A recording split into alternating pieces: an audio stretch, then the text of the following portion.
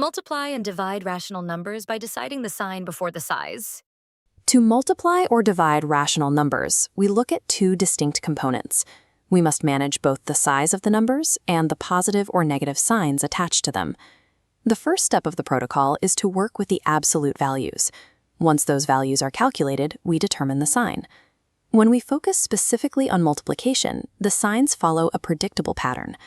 Two numbers with the same sign have a positive product. Two numbers with different signs have a negative product. For example, consider -3 times +4. Looking only at the absolute values, 3 times 4 gives us 12.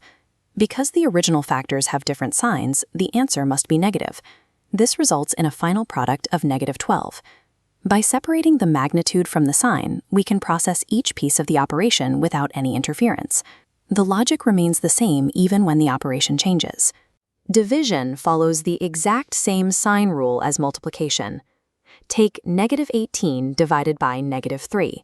The final quotient is +6. We arrive there by first seeing that 18 divided by 3 is 6. Since both numbers share matching signs, the protocol confirms the result is positive. This process holds steady as we move into more complex rational numbers, such as fractions. Even with multiple parts to track, fractions follow the same underlying reasoning. Consider -2/3 times 9/4. We begin with the magnitude, 2 times 9 over 3 times 4. That calculation gives us 18/12. We then simplify 18/12 to 3/2. Finally, because the original factors have different signs, the result is -3/2.